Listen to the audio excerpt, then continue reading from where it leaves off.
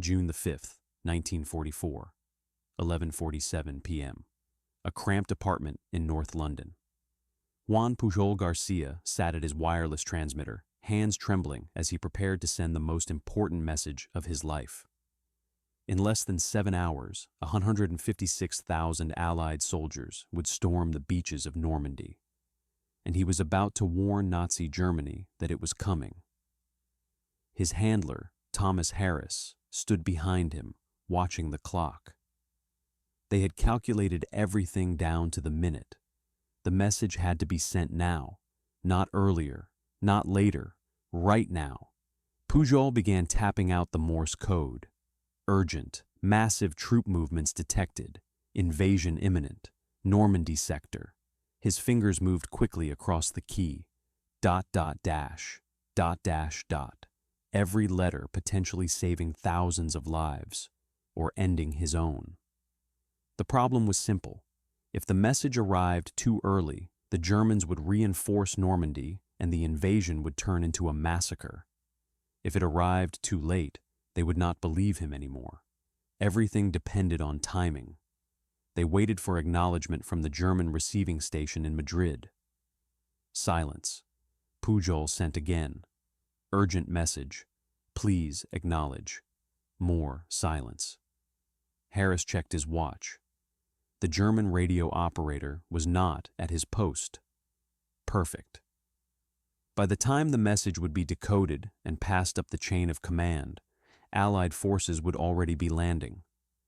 Germany would be too late to respond, but they would see that their most trusted agent had tried to warn them.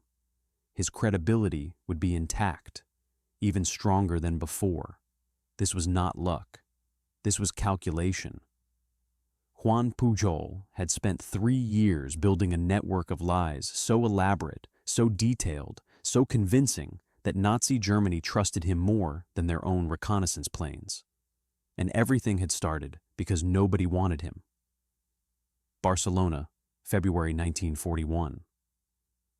Juan Pujol Garcia was a failure. At 28 years old, he had failed at every business he had touched. The chicken farm went bankrupt when disease killed the flock. The cinema he managed lost money every month. The hotel he tried to run collapsed within a year. He had no military training, no intelligence experience, no language skills beyond Spanish and broken English learned from movies. But he had something else. He had lived through the Spanish Civil War and watched fascism destroy his country. He had seen friends murdered by both sides. He had hidden in cellars while nationalist forces and Republican militias fought in the streets. And he had developed an absolute certainty that Hitler had to be stopped. The problem was that nobody agreed he should be the one to stop him. Pujol walked into the British consulate in Madrid with a simple proposal. "I want to spy for you against Germany." The British officer barely looked up from his desk. "Do you have military experience?" "No." "Intelligence training?" "No." "Contacts in Germany?" "No." "Special skills?" "Not really." The officer closed the file. "We have no use for you. Try again after the war." Pujol tried twice more over the following months. Each time, the answer was the same. Britain had professional intelligence services. They did not need amateur volunteers with no qualifications. The Americans said the same thing when he approached their embassy. For most people, this would have been the end of the story. But Juan Pujol had learned something important during the Spanish Civil War. If you could not fight on one side, you joined the other side and sabotaged them from within. In January 1942, Pujol walked into the German embassy in Madrid with a different proposal. He told them he was a Spanish government official with strong pro-Nazi sympathies. He had access to diplomatic pouches, he could travel freely, and he was willing to spy for Germany against Britain. The Abwehr, German military intelligence, was interested. Spain was officially neutral, But many Spanish officials sympathized with the Axis powers after Germany had supported Franco during the Civil War. A Spanish diplomat willing to work for Germany was exactly the kind of agent they needed. They asked him questions. Pujol had prepared careful answers. He invented a job at the Spanish embassy. He claimed to have contacts in the British Foreign Office through his fictional diplomatic work. He said he traveled frequently to Lisbon, where he met British officials. The Abwehr checked what they could. The Spanish government confirmed that someone named Juan Pujol worked in their administration. This was true. He had briefly held a minor clerical position. They did not check further. Within weeks, the Abwehr recruited him as Agent Arabelle. They gave him invisible ink, a code book, and instructions for secret writing. They told him to travel to Britain, establish himself in London, and begin reporting on British military preparations. They would pay him $600 per month, a fortune in 1942. Additional money would be provided for recruiting subagents. Pujol agreed immediately. Then he faced his first serious problem. He could not get a visa to enter Britain. The British did not give travel visas to random Spanish civilians during wartime. Even if they did, he had no cover story that would survive investigation, and he certainly could not tell the British border control that he was a German spy trying to defect. Most intelligence operations would have ended right there, but Pujol had an idea so absurd that it just might work. If he could not go to Britain, he would pretend to be in Britain while actually staying somewhere else. The Abwehr expected reports from London. He would send them reports from London. The fact that he had never been to London was just a detail to work around. Pujol moved to Lisbon, Portugal. Lisbon was neutral, full of spies from every country, and had loose border controls.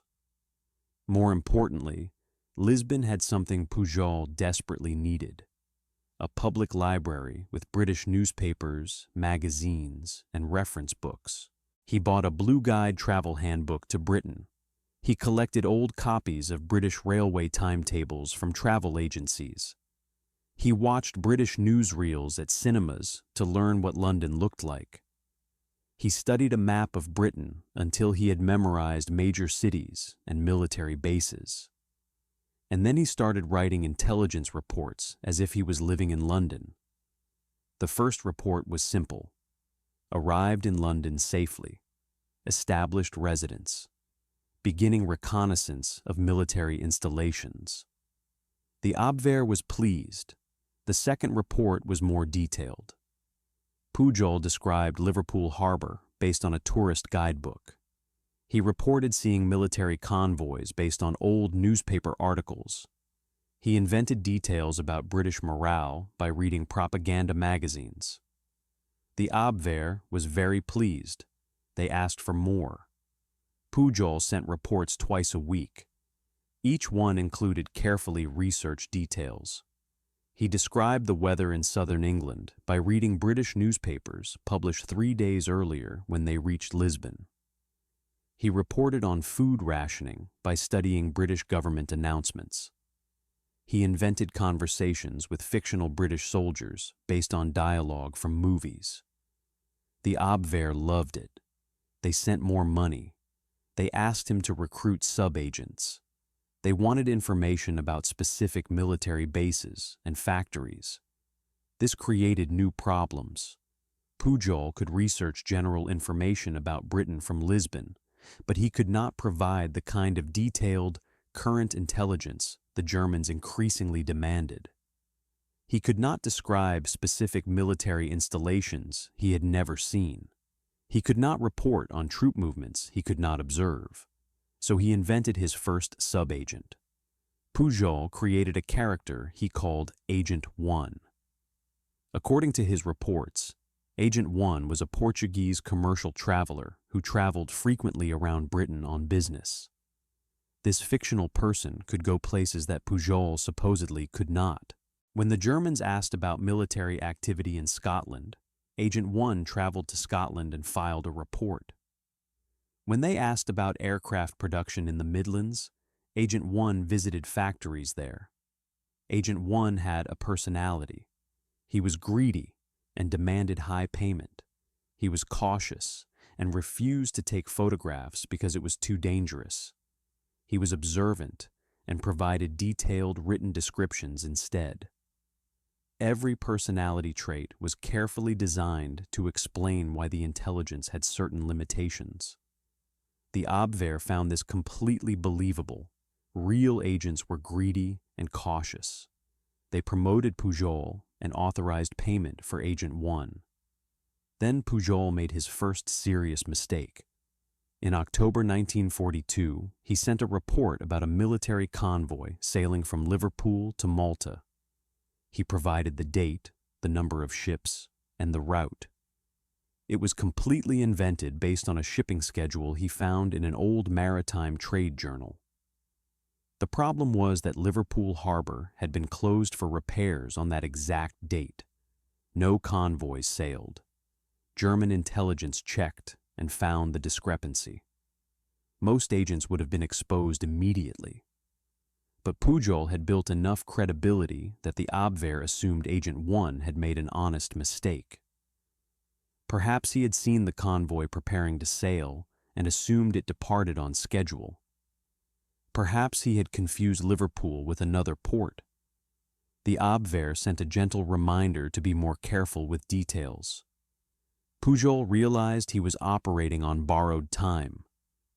Sooner or later, his invented intelligence would contradict reality in a way that could not be explained away. He needed real information, and the only way to get real information was to actually be in Britain. But he still could not get a visa. He could not approach the British embassy without revealing he was working for the Germans. And he certainly could not just show up at the British border and ask for asylum while explaining that he was an amateur spy running a fake intelligence operation out of a Lisbon boarding house. The solution came from an unexpected direction. British intelligence found him first. In early 1942, British code breakers at Bletchley Park had started noticing German intelligence reports about Britain that were completely wrong. Fictional military units, non-existent convoys, imaginary troop movements. At first they thought this was German incompetence. Then they realized it was something else. Someone was feeding the Germans false information, and the Germans were believing it. MI5, British counterintelligence, traced the reports back to an agent called Arabelle, operating somewhere in Britain. They assumed this was a real German spy who was either incompetent or deliberately providing bad intelligence. Either way, they needed to find him. The search took months. MI5 officers investigated every suspicious person in Britain who matched the profile. They found nothing. Arabelle did not exist in Britain because Arabelle was in Portugal pretending to be in Britain. Finally, in February 1942, an MI5 officer in Lisbon noticed something odd. A Spaniard living in a cheap boarding house who seemed to have money but no visible job, who spent hours in the public library reading British newspapers, who met regularly with known German intelligence officers. They followed him for 2 weeks. They intercepted his mail and discovered coded letters to German addresses. They broke into his room when he was out and found his code books and invisible ink supplies. And they realized what was happening. This man was not a German spy in Britain. He was a Spanish fantasist in Portugal, pretending to be a German spy in Britain. And the Germans believed him. MI5 faced a choice. They could expose him to the Germans and destroy his operation, or they could recruit him and turn his fantasy into the most powerful deception weapon of the war. On April 24, 1942, 2 British intelligence officers knocked on Juan Pujol's door in Lisbon. They knew everything: his real name, his fake identity, his invented reports, the money from the Abwehr. Everything. Pujol thought his life was over. Instead, they offered him a job. The British gave him a new code name, Garbo, named after the actress Greta Garbo, because he was the greatest actor they had ever seen. They smuggled him into Britain through a military transport. They gave him a house in North London with a wireless transmitter. They assigned him a handler, Thomas Harris, who spoke perfect Spanish and understood deception operations. And they told him to keep doing exactly what he had been doing. Keep inventing intelligence. Keep filing reports to the Abwehr. Keep building credibility. But now he would have help. Professional help. MI5 would verify that his invented facts matched reality. They would provide real intelligence mixed with false information to keep the Germans convinced. They would help him expand his network of fictional agents. The operation was given the designation Special Counterintelligence Plan Garbo, and Juan Pujol Garcia, the failed chicken farmer who nobody wanted as a spy, became the most important double agent of World War II. By summer 1942, he was filing reports 3 times per week. The Germans paid him $27,000 over the next 2 years, worth over $400,000 in modern currency. All of it went to the British Treasury. Pujol did not care about the money. He cared about destroying Hitler. But first, he had to make the Germans trust him completely. And that meant building an intelligence network so elaborate, so detailed, so apparently productive that Germany would stake everything on his information. It meant creating an army that did not exist. July 15th, 1942. 3:17 a.m. North London safe house.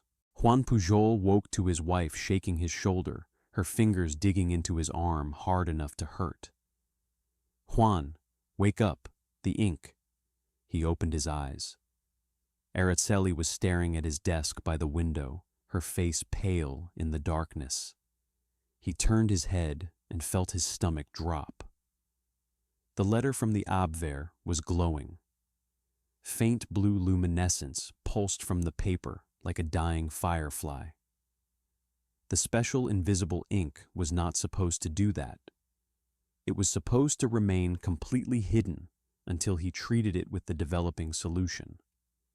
Either the Germans had made a catastrophic mistake mixing their chemicals, or British postal censors had detected it and marked it for investigation. Either way, it meant someone knew. Pujol threw off the blanket and stumbled to the desk. His hands were shaking as he picked up the paper.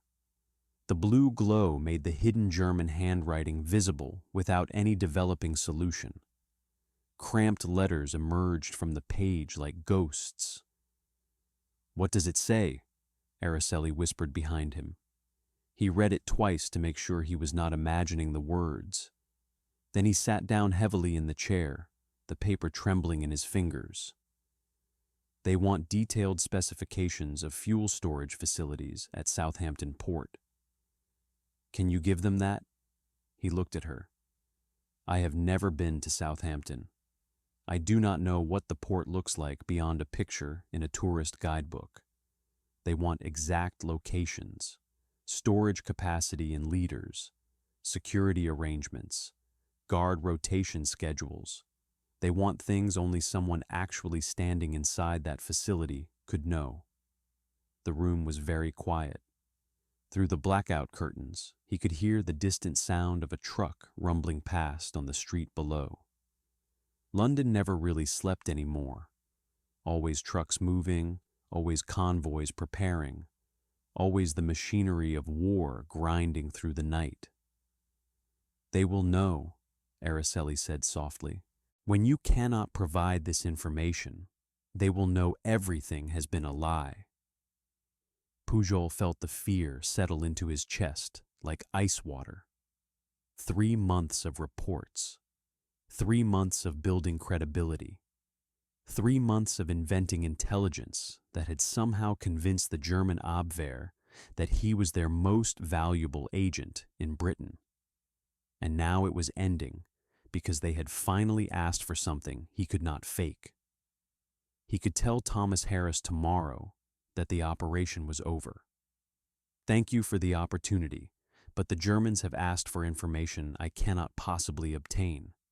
It was a good run while it lasted. Or he could do something insane. What if... Araceli stopped. Then she started again, her voice stronger.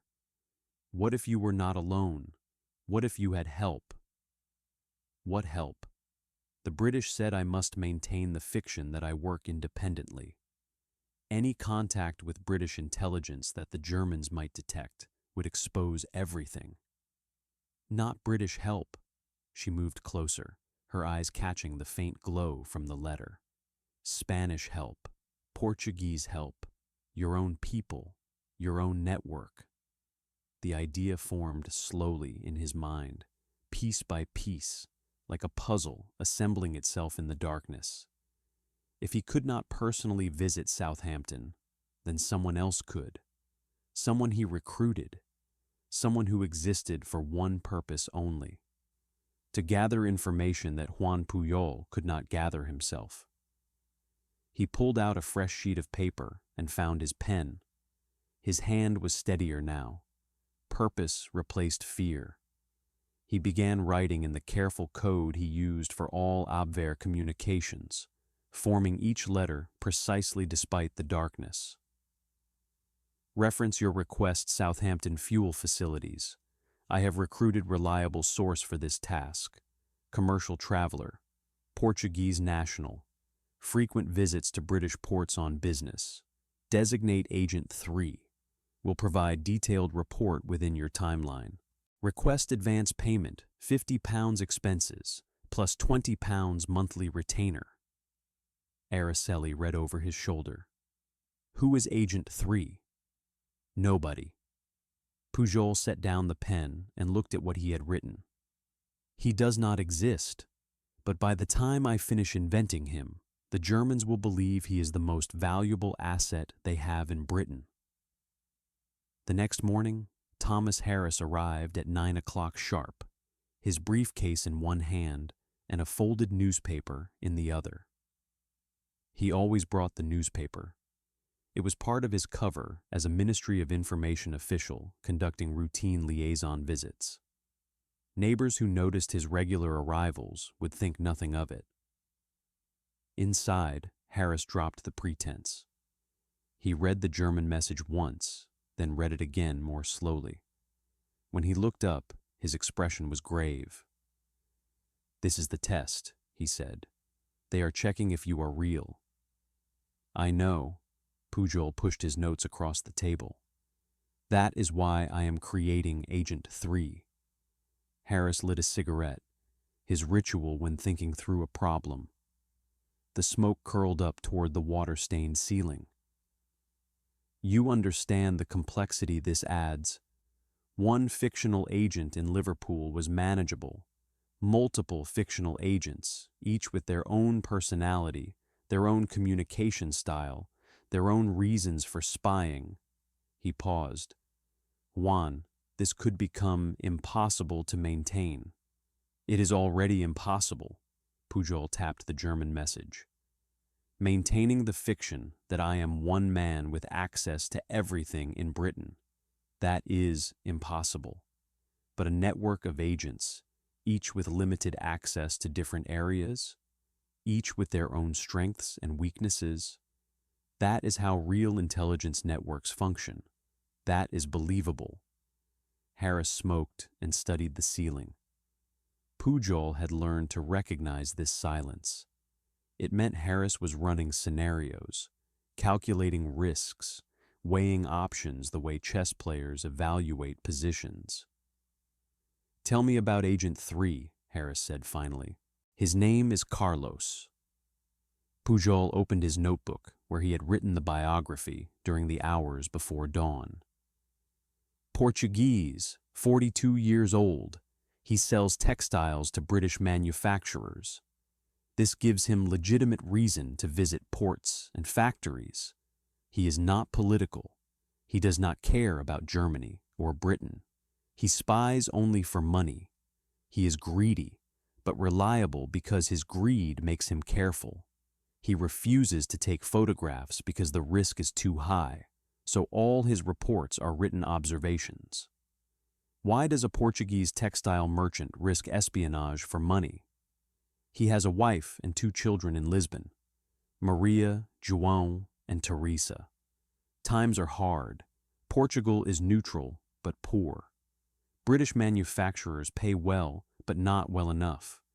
When I approached him in a Lisbon cafe and offered money for simple observations during his business trips, he agreed. Not out of ideology, out of necessity. Harris flicked ash into the tray. The personality is good, but can you write as a different person? The Germans have samples of your handwriting from months of correspondence. If Agent 3 writes exactly like you, someone in the Abwehr will notice. Pujol had spent an hour after the dawn practicing this. He picked up his pen and wrote the same sentence 3 times on a clean sheet. The first in his normal handwriting, small and precise with careful loops. The second in larger letters that slanted left instead of right, the letters slightly uneven, as if written quickly. The third in blocky capitals with irregular spacing and occasional Portuguese spellings for English words. I can write as 3 different people, he said quietly. More if needed. Harris leaned forward to examine the samples. His cigarette burned forgotten in his fingers.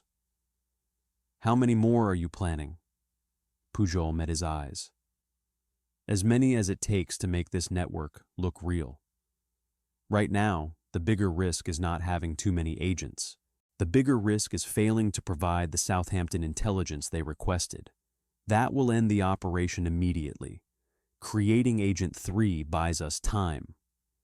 Time for what? Time to build something the Germans will never question. Something so detailed, so elaborate, so productive that they will stake everything on the intelligence we provide. Harris stubbed out his cigarette. All right, create Agent 3, but we coordinate every detail. I will have our people at Southampton provide accurate baseline information about the port layout. You will blend that with deliberately vague details about the fuel storage. Make it look like Agent 3 observed from outside the security perimeter. Close enough to be credible, too far to be precise. For the next 6 days, Pujol lived inside Agent 3's life. He wrote the biography longhand, filling pages with details that would never appear in any report, but that he needed to know. Where Carlos was born, how he learned the textile trade, when he married Maria, the names of his children and their ages, and what schools they attended in Lisbon. Every detail mattered, because every detail could become a question the Germans might ask. Where does Agent 3 live? What is his business? Why does he travel to Britain? How did you recruit him? What motivates him? The biography had to be complete enough that Pujol could answer anything without hesitation. At night, he practiced writing as Carlos. The handwriting had to be consistent from letter to letter, but distinctly different from his own. Larger letters, left slant, uneven baselines suggesting someone writing quickly without formal training. Occasional Portuguese words mixed in as if Carlos was thinking in his native language while writing in English. On the 6th day, he wrote Agent 3's first report, his hand cramped after the first page. The unfamiliar handwriting required concentration and effort. Each letter had to match the style he had practiced. Each word had to sound like Carlos, not Juan. He worked for 3 hours on a report that would have taken him 30 minutes in his own handwriting. The report described Southampton Port using accurate details that British intelligence had provided, mixed with deliberately vague observations that suggested someone watching from a distance. Fuel storage located Northwest Section Port area, Estimate total capacity very large, perhaps 5 to 8 million liters. Could not observe exact specifications due to security patrols. Guards appear to change shift every 6 hours, but exact timing uncertain. Barbed wire fencing surrounding entire area. Several large cylindrical tanks visible from public road on north side. Heavy military truck traffic observed entering and exiting facility. Could not determine exact guard rotation schedule without exposing myself to excessive risk. Recommend follow-up observation in future if client considers information valuable enough to justify additional payment. The last sentence was critical. Carlos was greedy. He would not provide more detail without more money. This explained why the report was incomplete and created an excuse for why future reports might also have limitations. Pujol read it 3 times, checking for errors, checking for anything that sounded like him instead of Carlos. Then he sent it to the Abwehr with a covering note. Agent 3 proved reliable. Intelligence appears accurate based on what I can verify through other sources. Recommend continued use. Request approval for monthly retainer payment £20. Additional expenses for specific tasks to be negotiated per assignment. Then he waited. The response took 8 days. 8 days during which Pujol checked the mail drop 3 times daily. 8 days during which he barely slept, imagining scenarios. The Germans had checked Southampton and found Carlos' report was wrong. They had investigated and discovered no Portuguese textile merchant named Carlos existed. They had compared handwriting samples and noticed inconsistencies. The message arrived on a Tuesday morning. Thomas Harris brought it to the safe house at their usual meeting time. His face revealed nothing as he handed it over. Pujol's hands were shaking as he decoded it. The letters emerged slowly. Excellent work. Agent 3 intelligence confirmed accurate through independent sources. This level of detail exactly what we require. Payment authorized as requested. Continue gathering intelligence on British port facilities. Priority targets include Liverpool, Portsmouth, and Bristol. Also request Agent 3 observe military rail traffic if his business travel permits. Additional payment will be provided for railway intelligence. Pujol set down the message and realized he had been holding his breath. They believed it, Harris said quietly. Congratulations, Juan. You have just created your first imaginary spy. But Pujol was already thinking ahead, his mind racing through implications. Agent 3 could visit ports because his textile business provided cover. But what about airfields? What about army bases in Scotland? What about naval installations? One Portuguese textile merchant could not credibly access all the locations the Germans might ask about. He needed more agents. How many? Araceli asked that night. She had found him at his desk again, surrounded by papers. 7, Pujol said. Maybe 8. She sat down next to him in silence. He could feel her looking at the papers. Different handwriting samples, different biographical notes, different personalities emerging from his pen like characters in a novel, except these characters had to convince German intelligence officers that they were real people providing real intelligence about real military targets. Agent 1 is Swiss, he said, organizing the papers.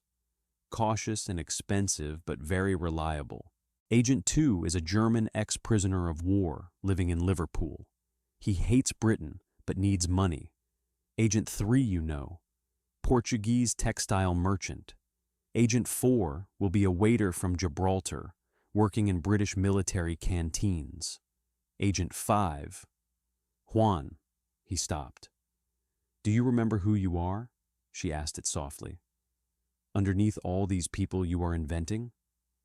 I am the man trying to stop Hitler, he said. You are also the man who cannot sleep, who barely eats, who writes in 7 different handwritings until his hand bleeds. She touched his wrist where the pen calluses had rubbed raw. You are inventing people who do not exist, and you are disappearing into them. I know, he looked at the papers, but this is how we win, not with tanks, not with planes, with lies so detailed, so elaborate, so carefully constructed that the enemy believes them more than their own reconnaissance. Every fictional agent I create is one more way to control what Germany thinks they know about Britain. By October 1942, the network included 7 agents. Each had a complete dossier in Pujol's files. Each had a distinct personality that shaped how they wrote reports and what information they could access. Each required monthly payment, creating expenses that the Germans accepted as proof the network was real. The Germans paid everything without question, $20,000 by the end of the year. All of it went directly to British intelligence, but the Abwehr never wondered why their most productive agent network required such lavish funding. Productive networks were expensive. That was how espionage worked. But managing 7 fictional agents was consuming Pujol's life. He spent hours each day writing reports in different handwritings from different personalities, observing different parts of Britain. He had to remember which agent knew what information. He had to ensure their reports never contradicted each other. He had to create plausible reasons why certain agents could access certain information while others could not. The margin for error was 0. One contradiction, one impossible detail, one cultural mistake. Any of these could unravel the entire operation. November 14th, 1942, 11:23 p.m. Pujol was writing as Agent 2, the ex-prisoner of war in Liverpool.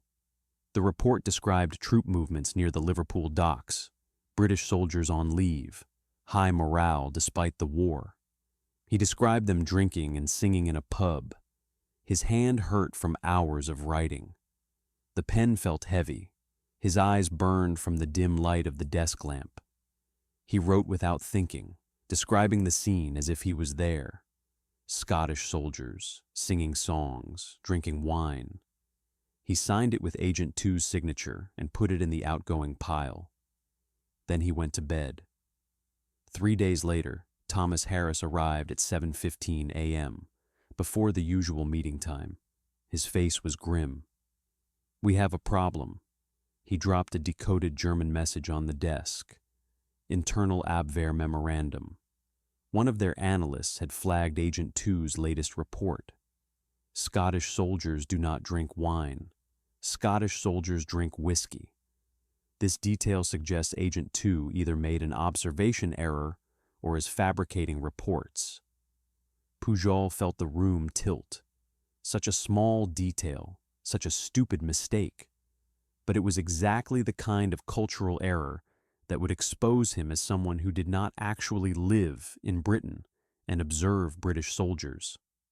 Someone who was inventing details based on imagination instead of observation. The blood drained from his face. His hands went cold. He read the German message again, hoping he had misunderstood, but the words remained the same. Flagged as suspicious. Possible fabrication. Recommend further investigation. When did they send this? His voice sounded strange, distant. Yesterday. It went to their internal analysis section, not to their operations directorate. We intercepted it through Bletchley Park decrypts. They are discussing it, but have not acted yet. How long do we have? Hours, maybe a day before someone decides to investigate properly. If they check on Agent 2 and find inconsistencies, they will start questioning everything, every agent, every report, the entire network. Pujol's stomach turned over. He stood up too fast and had to grab the desk to steady himself. 3 months of work, Hundreds of reports, thousands of details, all of it balanced on a single observation about Scottish soldiers drinking wine instead of whiskey. "I need to think," he said. "We do not have time to think. We need to respond now or abandon the operation." "Give me 10 minutes." Harris looked at his watch. 10 minutes. Then I am calling London and recommending we shut this down before they expose the entire network and arrest everyone involved. Pujol walked to the window. Through the blackout curtains, he could see nothing but darkness. London invisible in the night. All those soldiers out there preparing for a war they might lose because one Spanish fantasist made a mistake about what Scottish soldiers drank in pubs. His mind raced through options. Apologize for the error. Weak. It confirmed Agent 2 was unreliable. Claim Agent 2 was drunk when he made the observation. Weaker. It made him seem incompetent. Ignore the message and hope they forgot about it. Suicidal. The Abwehr did not forget discrepancies. Or he could turn the mistake into something else entirely. He turned from the window. "Get me a coding pad. I need to send an immediate response to the Abwehr." "Juan, if you send the wrong message..." "I know, but doing nothing is also the wrong message. Get me the pad." Harris hesitated, then handed it over.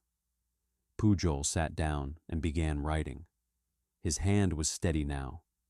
The fear had transformed into something else. Focus. Clarity. The same feeling he had experienced in Barcelona when bombs were falling, and he had learned that survival required split-second decisions made without hesitation. He wrote carefully, choosing each word with precision. Reference your internal memorandum regarding Agent 2 wine observation. Agent 2 reported accurately what he observed.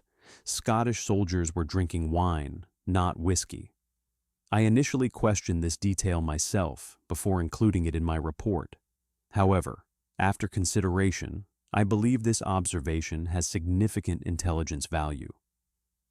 If Scottish soldiers, who traditionally drink whiskey, were drinking wine instead, this suggests they are being conditioned for deployment to a wine-drinking region, possibly Southern Europe, possibly North Africa. This behavioral change indicates preparation for operations in Mediterranean theater. This is not an error. This is valuable tactical intelligence about future Allied deployment plans. Recommend your analysts consider implications instead of questioning source reliability. He handed the message to Harris. "Send this. Highest priority." Harris read it, then read it again. A slow smile appeared on his face. "You magnificent bastard. You turned a mistake into a prediction. If it works, you just saved the operation. If it does not work, we are all going to prison." They sent the message at 8:47 a.m. Then they waited. The response came back at 1:23 p.m. Pujol decoded it with hands that left sweat marks on the paper. Excellent analysis. Wine observation now assessed as potential indicator of Mediterranean deployment. Instruct Agent 2 to continue monitoring troop behavior for additional preparation indicators. Analyst who questioned report has been reminded that intelligence assessment requires tactical context, not cultural assumptions. Your network continues to provide superior intelligence. Well done. Pujol set down the decoded message and felt something break loose in his chest. Laughter or tears, he was not sure which. Harris clapped him on the shoulder, hard enough to hurt. "They believed you," Harris said. "They actually believed you." 3 weeks later, the Allies invaded North Africa in Operation Torch. The landings caught German forces completely by surprise, and the Abwehr remembered Agent 2's wine observation. They decided it had been an early warning sign they had almost dismissed. A piece of intelligence so subtle that only their most perceptive agent network had caught it. Pujol's credibility soared higher than ever. But the close call showed him something terrifying. 7 agents were too many to track perfectly. Sooner or later, one would contradict another in a way he could not explain. One would make a cultural error that could not be turned into a tactical prediction. One would report something that German reconnaissance would prove false. The network was growing beyond his ability to control it, and there was only one way to reduce the complexity. Someone had to die. December 19th, 1942, late evening. Pujol sent an urgent message to the Abwehr. Agent 2 has contracted tuberculosis, condition serious, unable to continue intelligence work, requesting permission to suspend his operations pending medical treatment. The Germans were immediately concerned. Agent 2 had been providing valuable intelligence from Liverpool. They asked for daily updates on his condition. Pujol provided them. Medical reports written in Agent 2's progressively weaker handwriting. Doctor visits described in careful detail. Bills for medication that the Germans paid without question. The slow deterioration of a man dying alone in a rented room in Liverpool. Pujol wrote each report with growing discomfort. He was killing a person who had never existed, creating a death for someone who had never lived. The absurdity of it made him feel detached from reality, as if he was watching himself perform a play. December 27th. Agent 2's handwriting had become almost illegible, trembling letters suggesting a hand too weak to hold the pen properly. Condition worsening. Doctors say pneumonia developing. Cannot continue reporting. Tell my family I tried. Agent 2 had no family, no one to tell, no one to mourn. But Pujol wrote the message anyway, his own hand trembling with something that was not entirely pretense. January 3rd, 1943. The final message. Agent 2 died at 3:47 a.m. this morning at Liverpool Royal Hospital. Cause of death tuberculosis, complicated by severe pneumonia. Funeral arrangements pending. His landlady found his last written note requesting that his possessions be sold to pay his debts. He died alone. He served loyally to the end. His widow and 3 children in Germany have been notified through separate channels. Pujol sat at his desk after writing this message and felt tears on his face. Crying for a man who never existed. Crying for a death that never happened. Crying because the line between reality and fiction had blurred so completely that he could no longer tell where one ended and the other began. The response from the Abwehr arrived the next day. Deepest condolences on the loss of Agent 2. His sacrifice will not be forgotten. Authorize payment of £300 to his widow as death benefit. She has lost her husband in service to the Reich. It is our duty to ensure his children do not suffer. Please convey our respect and gratitude. He died honorably. £300 for a woman who did not exist, for children who had never been born, for a sacrifice that had never been made. The Germans sent real money to support a fictional family because they believed in the reality of the lie. Pujol took the message to Thomas Harris in silence. Harris read it and looked up. "Are you all right?" "I just killed someone," Pujol said, "and they sent his widow a death benefit." "He was not real, Juan." "I know. That is what makes it so insane. He was not real, and they mourned him. They actually mourned him." He walked to the window and stared out at the night. "How many more will I have to kill before this war ends? How many more people will I invent and destroy? How many more lies will I tell until I forget what truth looks like?" Harris had no answer. By January 1943, Pujol's network had expanded to 14 agents and sub-agents. Some were direct recruits. Others were sub-agents recruited by his main agents, creating a pyramid structure that looked exactly like a real intelligence network. Each agent had a role. Each had limitations that explained why they could access certain information, but not others. Each had motivations that shaped their behavior and reliability, and the Germans trusted all of it completely. One night in late January, Araceli found him at his desk at 2:30 a.m. Papers covered every surface, 7 different handwriting samples, 14 different biographical files, reports in various stages of completion. "How many now?" she asked quietly. 14, maybe 15 if I create the Portsmouth dock worker I have been considering." She sat down next to him and took his hand. The calluses on his fingers had split open from hours of writing. Small drops of blood stained the pages. "Juan, do you remember all their names, all their stories, all the details you have invented?" He looked at the papers spread before him like a map of a country that did not exist. Agent 1 is Swiss businessman in London, cautious, expensive, reliable. Agent 3 is Portuguese textile merchant, greedy, observes ports. Agent 4 is Gibraltarian waiter in military canteens, reports on troop morale. Agent 5 is Venezuelan student in Glasgow, watches airfields. Agent 7 is another ex-prisoner in Scotland. He paused. "Yes, I remember all of them. They are not real," she said softly. "I know." He squeezed her hand. "But the Germans think they are. And as long as the Germans believe in my army of ghosts, I can control what they think they know about Britain. I can feed them information that looks valuable but leads them away from what actually matters. I can make them see divisions that do not exist and miss divisions that do."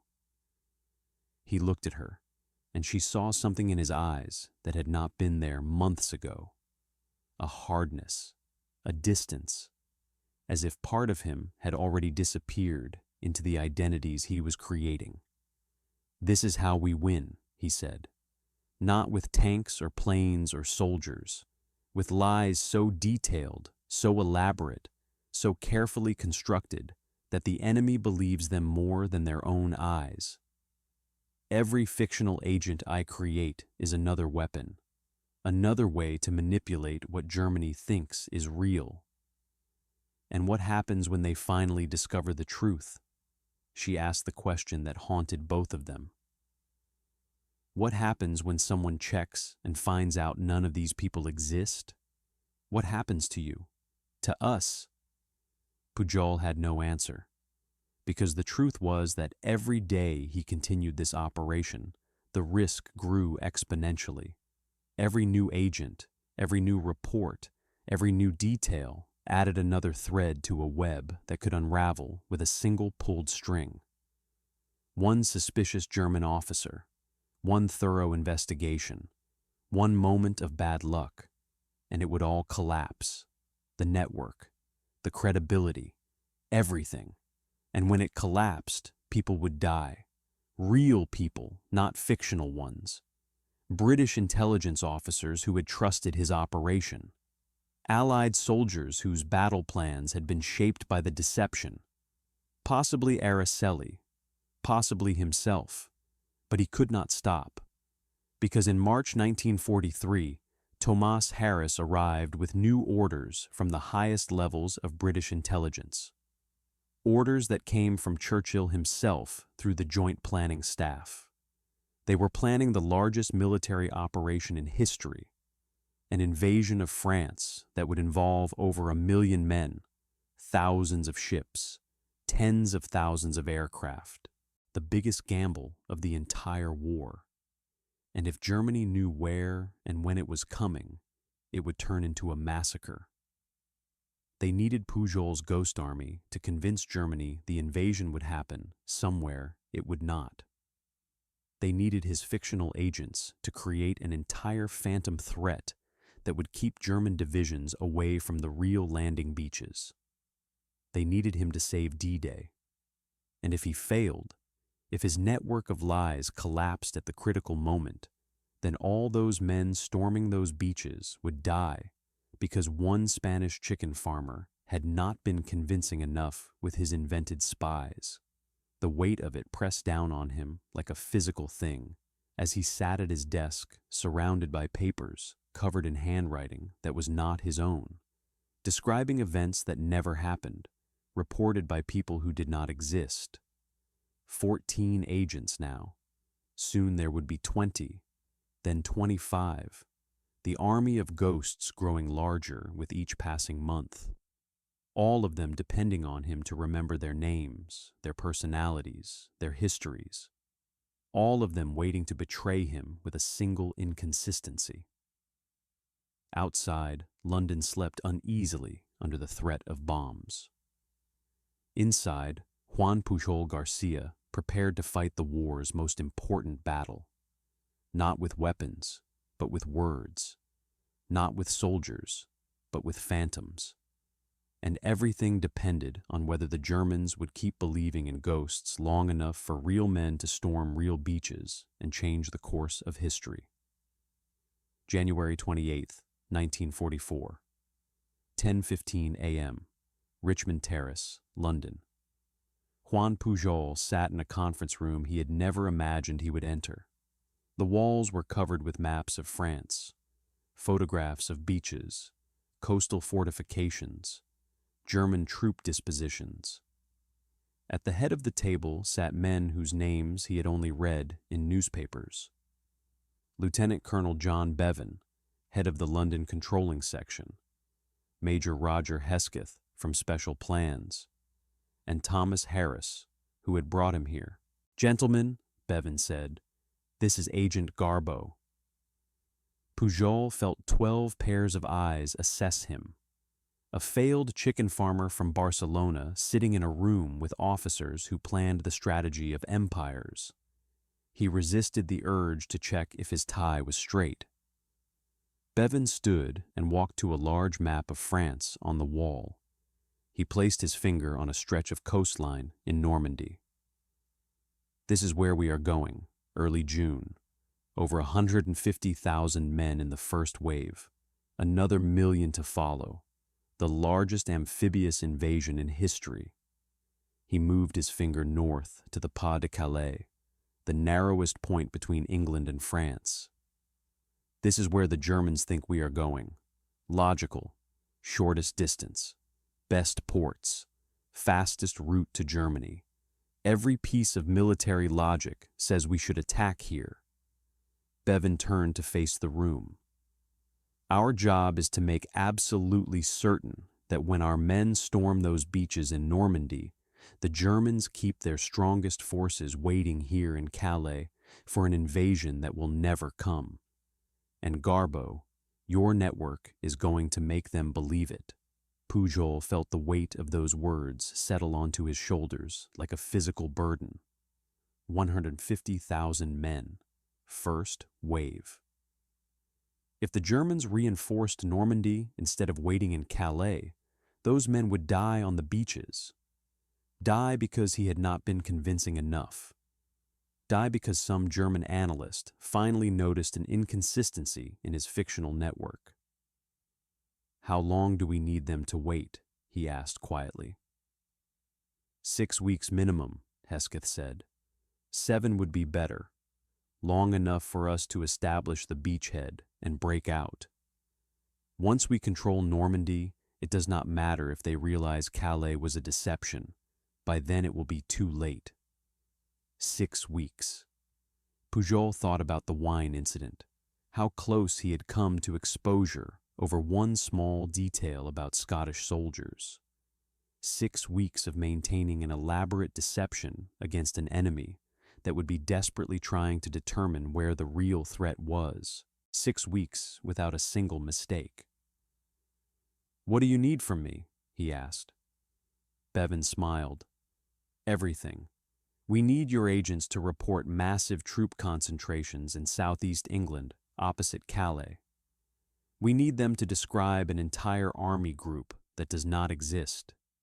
We need them to make the Germans believe that Normandy, when it happens, is just a diversion, a feint to draw forces away from Calais, where the real invasion will land. An entire army group, Pujol repeated slowly. How many divisions? 50, maybe more, all completely fictional. The room was very quiet. Pujol could hear traffic in the street below. London going about its business, unaware that in this room, men were planning to create a phantom army larger than some countries' entire military forces. I will need more agents, he said finally. 14 is not enough to credibly observe troop movements across all of southeast England. I will need agents in Dover, in Folkestone, in Ramsgate. I will need observers who can report on different divisions, different headquarters, different embarkation areas. How many? Harris asked. 27. The number came to him with absolute certainty. 27 agents and sub-agents, each with their own area of responsibility, each reporting independently, each confirming what the others observe. That is how you make the Germans believe in something that does not exist. Not with one voice, but with 27 voices, all saying the same thing from different perspectives. Over the next 4 months, Pujol expanded his network to 27 agents. Each new identity required days of preparation, complete biographies, handwriting practice, personality development, cover stories that explained how they were recruited and why they had access to military information. Agent 4 recruited Agent 4A, a guard at a military installation. Agent 5 recruited Agent 5A, a pilot in the RAF. Agent 3 recruited Agent 3A, a Greek seaman. The network branched and grew like a living organism, each new agent adding credibility to the whole. And all of them began reporting the same thing. Massive military buildup in southeast England, American divisions, British divisions, Canadian divisions, all concentrated opposite the Pas de Calais. The reports were masterfully crafted, detailed enough to seem authentic, vague enough to avoid verification. Agent 4 observed tanks being loaded onto trains heading south. Agent 5A overheard pilots discussing missions over the Calais area. Agent 3A saw landing craft gathering in Dover Harbor. Each report corroborated the others. Each piece of intelligence fit into a larger picture. The Germans called it the First United States Army Group, FUSAG. They believed it was commanded by General George Patton, the American officer they feared most. They tracked its divisions on their maps, noting positions, strengths, equipment. They estimated it contained over 50 divisions ready to strike across the narrowest part of the channel. FUSAG did not exist. It was smoke and mirrors, a few inflatable tanks, some fake radio traffic, and 27 fictional agents, all reporting that it was the most powerful invasion force ever assembled. By late May 1944, German intelligence had staked everything on the accuracy of Garbo's network. They trusted his agents more than their own reconnaissance flights, more than their own coastal observers, more than their own military logic. June 5, 1944. 8:00 p.m. Thomas Harris arrived at the safe house with final orders. His face was grave. Outside, rain hammered against the windows. The weather forecast predicted storms in the Channel. Eisenhower had delayed the invasion 24 hours because of it. But tomorrow night, if the weather cleared even slightly, it would happen. Listen carefully, Harris said. Tonight, at precisely 11:47 p.m., you will send an urgent message to the Abwehr, warning them that an invasion is imminent.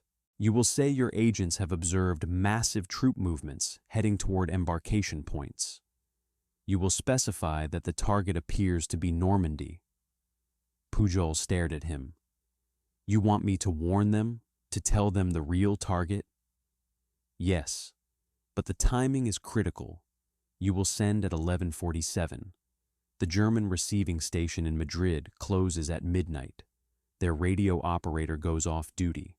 By the time your message is received, decoded, and passed up the chain of command, it will be too late.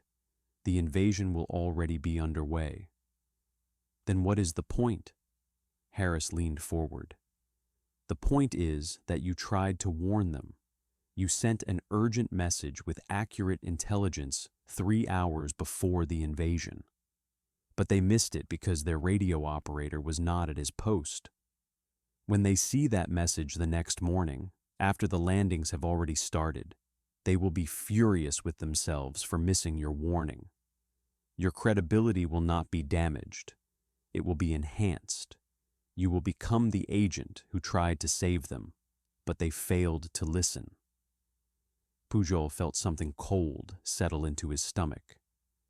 And then, 3 days after the landings, you will send them the most important message of your career. You will tell them that Normandy is a diversion, that the real invasion, the main invasion, is still coming at Calais, that Fusag is still waiting to strike, and you will convince them to keep their strongest divisions in Calais instead of sending them to Normandy, where our men are fighting and dying. The rain beat against the windows like distant artillery. Pujol thought about 150,000 men about to storm beaches under German machine gun fire. Everything depending on whether he could convince the enemy that what they were seeing with their own eyes was not the real threat. "What if they do not believe me?" he asked quietly. "Then a lot of people die," Harris said. "But they will believe you, Juan. They have believed you for 2 years. They believe in your network more than they believe in anything else. You have built something so elaborate, so detailed, so convincing that they cannot imagine it is false." June 5th, 1944. 11:47. Pujol sat at his wireless transmitter. The rain had stopped. Through the blackout curtains, he could hear the distant drone of aircraft, hundreds of them, thousands, all heading south toward France, toward beaches where young men would die in the morning. His hand was steady as he began tapping out the message in Morse code. Urgent, urgent, urgent. Multiple agents reporting extraordinary military activity past 48 hours. Troop movements toward embarkation points observed Dover, Folkestone, Ramsgate areas. Landing craft concentrations unusual scale. Agent 4A reports tank divisions moving south. Agent 5 reports pilots briefed for morning missions French coast. All indicators suggest major operation imminent. Possible target Normandy sector based on concentration patterns. Require immediate acknowledgement. He sent it 3 times. Urgent, immediate, critical, silence. The German receiving station did not respond. Either the radio operator had already gone off duty, or he was not monitoring the frequency. Pujol sent again. Still silence. He looked at Harris. "They are not receiving." "Perfect," Harris said quietly. "Send twice more, then stop. Let them find it in the morning." Pujol sent the message 2 more times, then shut down the transmitter.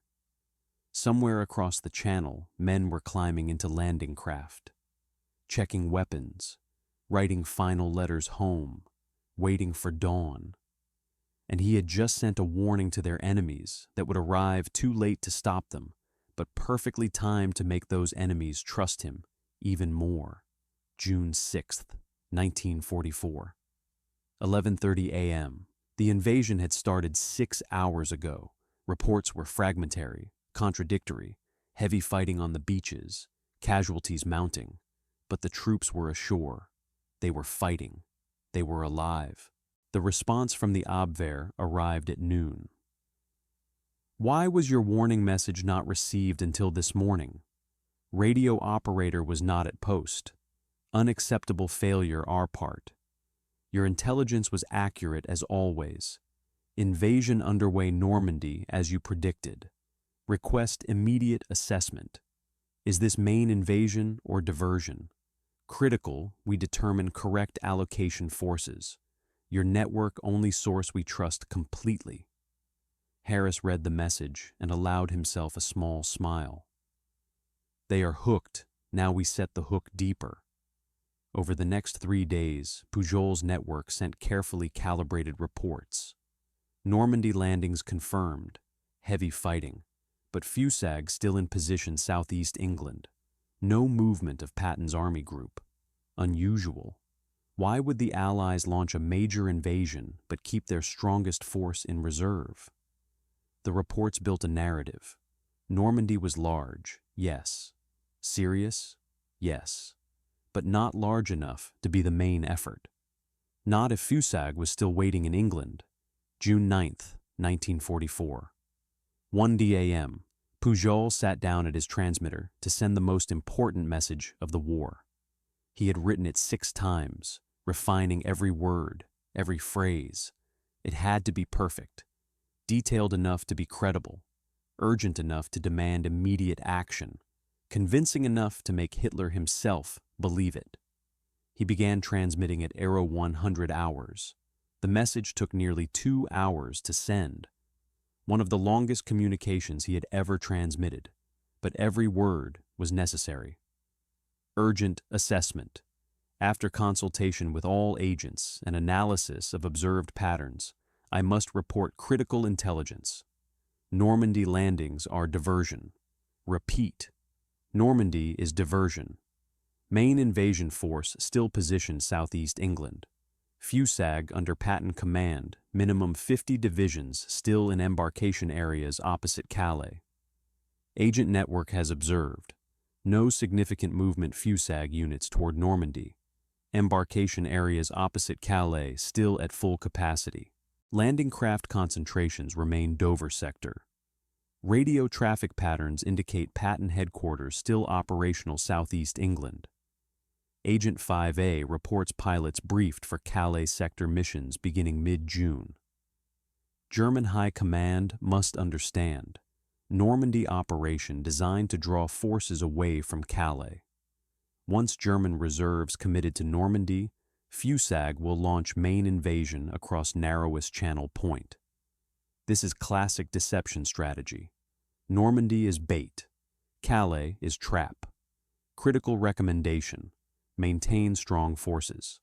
Calais sector. Do not commit reserves to Normandy. The real invasion, the decisive invasion, is still coming.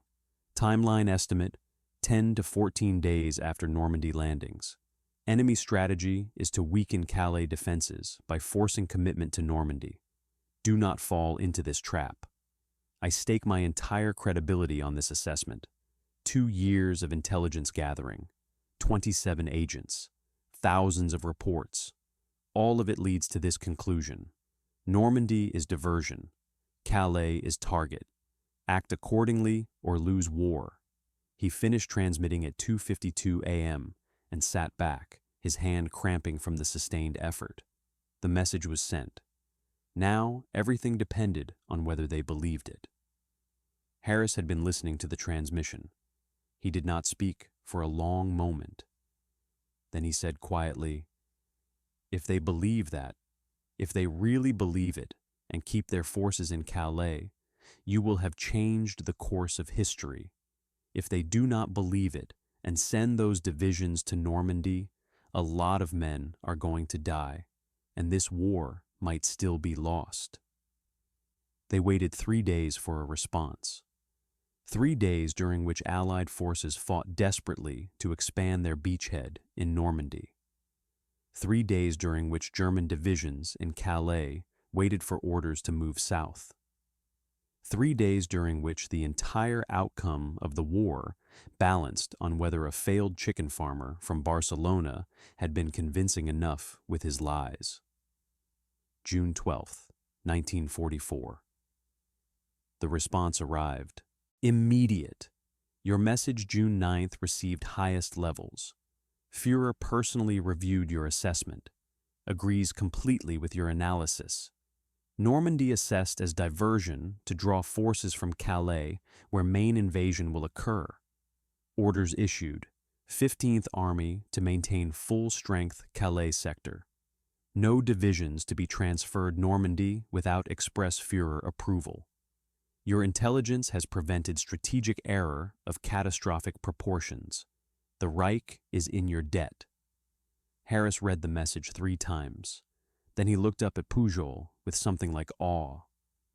My God, Juan, Hitler himself believed you. He is keeping 15 divisions in Calais, 150,000 men, some of his best units, all of them waiting for an invasion that will never come, while our men break out in Normandy. Those 15 divisions stayed in Calais for 7 weeks. 7 crucial weeks while Allied forces established their beachhead, built up their strength, and prepared for the breakout. 7 weeks during which German reinforcements that could have stopped the invasion sat idle, waiting for an attack that existed only in Juan Pujol's imagination.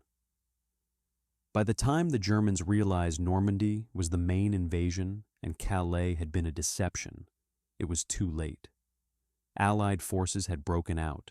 France would be liberated. Germany would lose the war. And it had happened because 27 people who did not exist had convinced the German High Command that they were seeing something real. July 29th, 1944. Encrypted message from Abwehr. The Führer has awarded you the Iron Cross for exceptional service to the Reich. Due to security requirements, physical presentation not possible at this time. Official commendation will be transmitted via secure channels. Your intelligence network has proven invaluable. Germany owes you a debt that can never be fully repaid. Pujol showed the message to Harris without expression. Congratulations, Harris said dryly. You are now a decorated Nazi war hero. I feel sick, Pujol said. 6 months later, King George VI awarded Juan Pujol Garcia the Member of the Order of the British Empire for services to the Allied cause. The ceremony was private, the citation classified. He was the only person in history to receive high decorations from both sides in the same war. After the war ended, British intelligence gave Pujol a new identity and a pension. They faked his death from malaria in Angola in 1949. Juan Pujol Garcia officially ceased to exist. He moved to Venezuela and lived quietly for 35 years. He ran a small business. He never told anyone what he had done during the war. The man who had saved D-Day disappeared into anonymity, his achievements classified, his name forgotten. In 1984, a writer named Nigel West found him, tracked him down through decades-old intelligence files and patient detective work. He was 72 years old, living in Caracas, still keeping the secret. When West asked him why he had done it, why he had risked everything to fight against fascism, Pujol's answer was simple. I believed that freedom was at stake. I did what I could with what I had. I was not a soldier. I was not a spy. I was just a man who knew how to lie convincingly, and sometimes that is enough. He died in 1988 at the age of 76. His obituaries, finally published after decades of secrecy, called him the greatest double agent of World War II. The man who created an army from nothing and changed history with words instead of weapons. The German officers who had trusted him never knew. The analysts who had studied his reports never learned. The radio operators who had received his messages never discovered that the most productive intelligence network of the entire war had been created by one failed chicken farmer with a typewriter and an imagination. 27 agents, thousands of reports, 6 weeks of deception, 150,000 men who lived because German divisions waited in the wrong place for an invasion that never came. All of it built on lies so detailed, so elaborate, so convincingly told that an entire war machine believed them. That was Juan Pujol Garcia, Agent Garbo, the spy nobody wanted who became the man nobody could ignore, the amateur who outperformed every professional, the fantasist whose fictions became more powerful than facts, the man who proved that sometimes the greatest weapon in war is not courage or strength or numbers. Sometimes the greatest weapon is simply the ability to make enemies believe what you want them to believe, and to never, ever let them discover the truth until it is far too late.